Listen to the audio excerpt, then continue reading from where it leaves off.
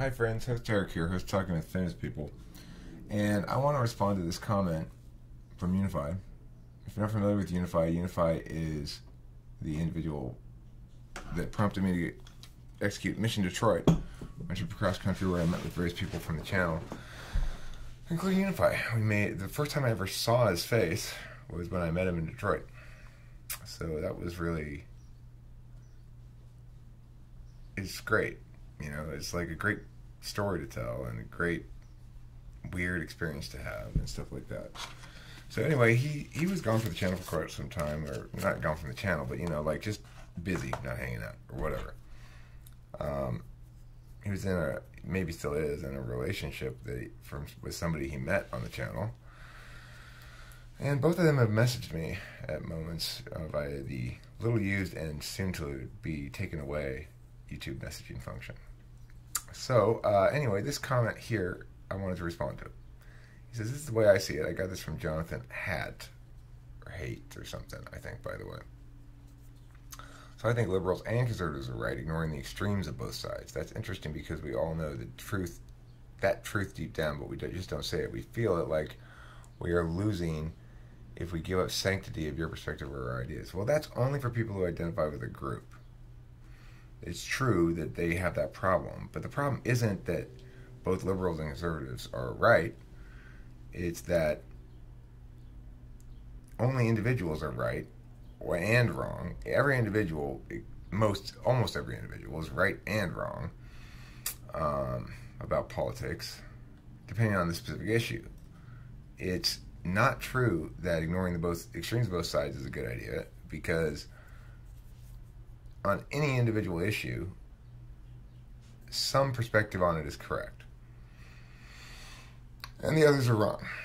If we're talking political action, political issues, public policy. Okay, this isn't so in other areas. I'm not making this claim in general, but I'm saying in public policy, it's absolutely the case that on any given issue, one perspective on it is correct, and the others are all wrong. And sometimes it's the perspective of, you know, this thing about the notion of extremes on both sides, that's an arbitrary distinction as to what constitutes something that's extreme or not extreme. And you might say, well, obviously, communism is a more extreme form of, you know, social welfare as understood by the democratic process, like, you know, social safety net stuff. But it's not a more extreme form of that. It's a distinct wrongness. I mean, the idea of the state owning all the property is different than the state stealing some of the property and redistributing it. Regardless, it's not different by degree of extremity, it's different by degree of quality. Obviously, I'm having some sync problems here with the audio and the video, and I apologize for that. Let me see if I can straighten that up a bit. My computer's old and weak. Alright, so I'm going to go like this. Hopefully making it smaller will help. Alright. So, let's go on to the next thing. That's the extremity thing. The extremity thing is another way of saying liberal or conservative. It's a label you're ascribing to people rather than specific positions. And if we want to be correct about public policy, we have to always be talking about specific positions and never about liberals and conservatives. There's no such thing as liberals and conservatives, really. There is such a thing as basically utilitarians and principalists. So utilitarians are usually wrong, I mean, about public policy almost always, and to the extent that people take a utilitarian or principalist position on something, that's going to correlate a lot more clearly with their rightness or wrongness on that thing than any other kind of label one can ascribe.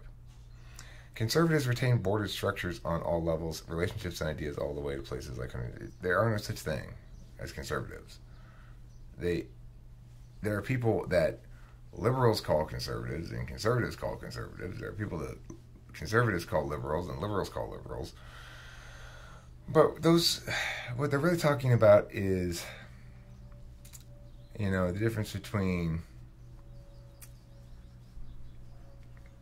strawberry ice cream and strawberry gelato and strawberry sherbet. The difference is,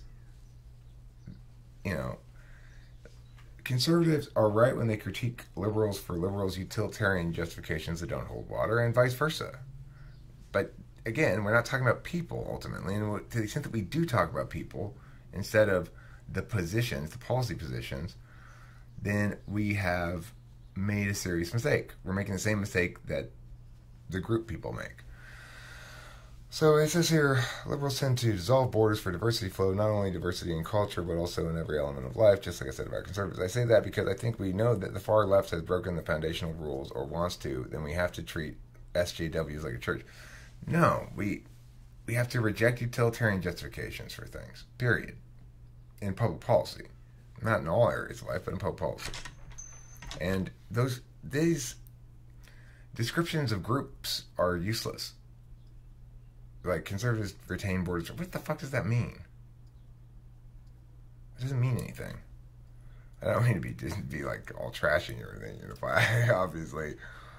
But I'm just saying, conservatives retain border structures on all levels. Okay, so, whereas liberals tend to dissolve borders.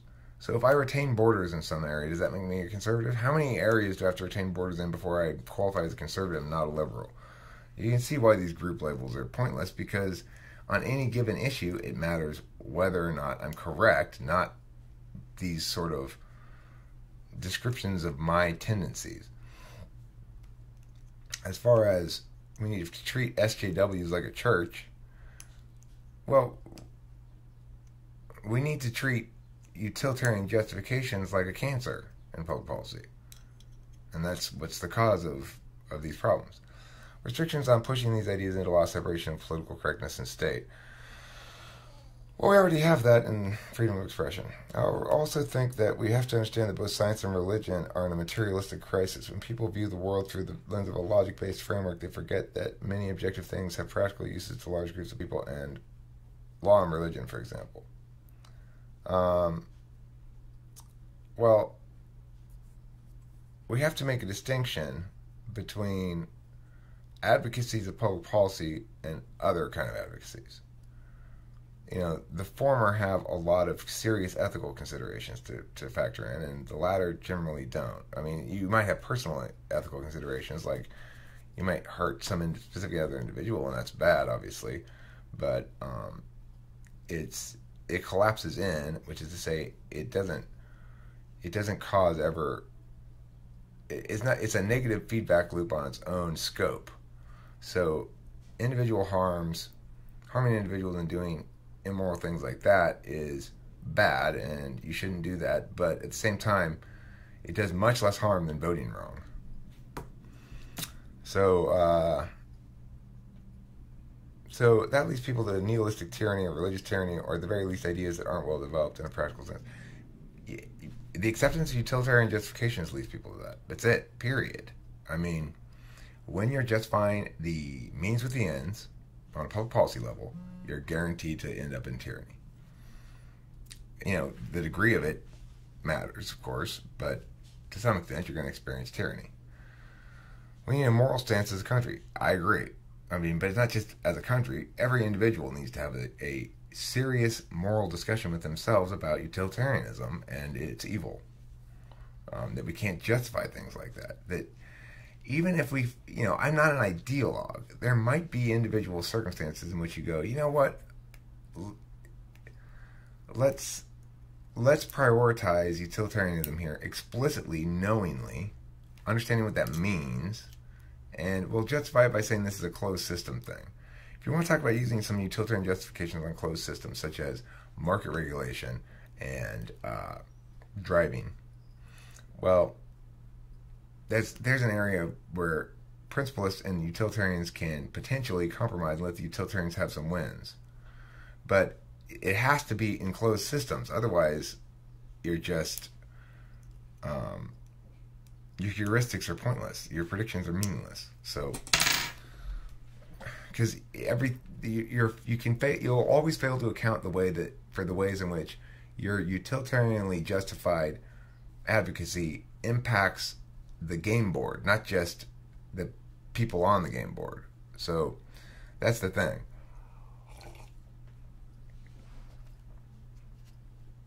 What is that? Oh, it's just undissolved coffee creamer.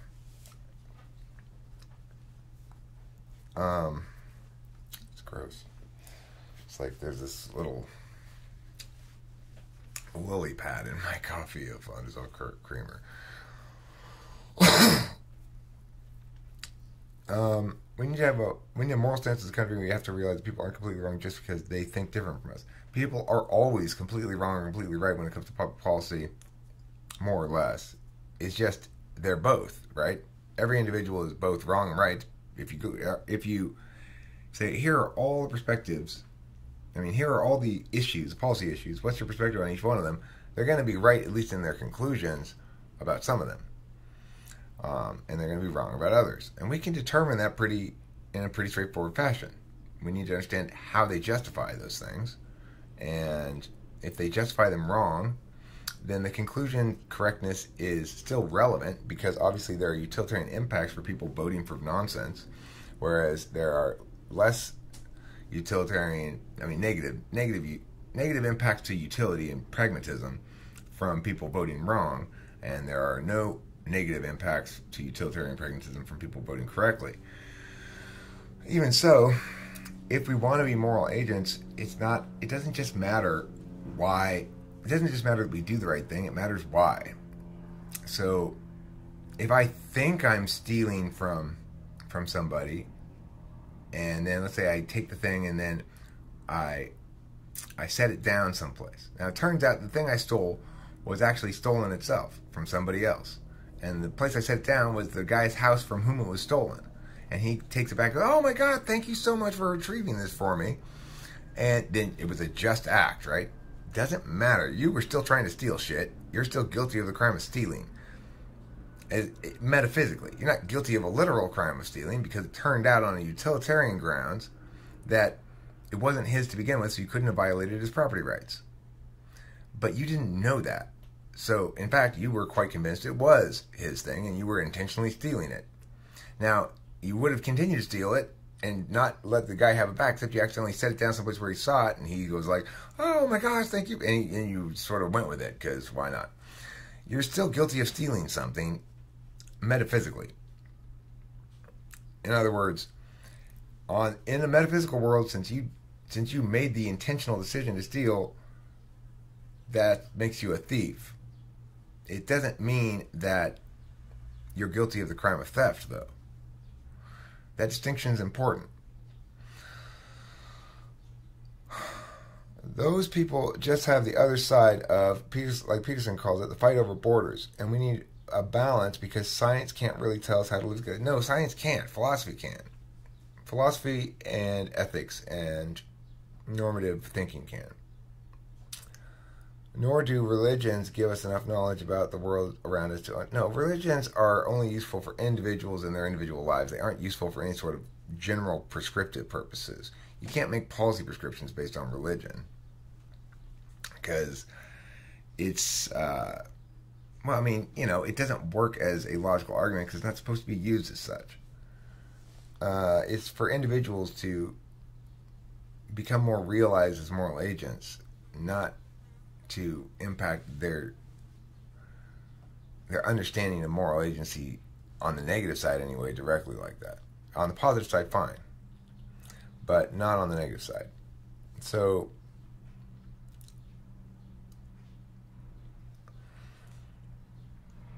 let's say more about this world of objects and how to use them to facilitate growth in the freeway. So I agree that we want to facilitate individuals' actualization. I agree that we want to facilitate society's civil progression, and those are good utilitarian outcomes. And the way to do that is to embrace principlism. Once utilitarianism becomes disgraceful, shameful, people are embarrassed by justifying the means with the ends. Once that occurs, then we'll be where we need to be. All right. Thank you for watching Talking with Famous People. Don't forget to eat plenty of cheese. And don't forget, it's always okay to shame the utilitarians. You're doing God's work.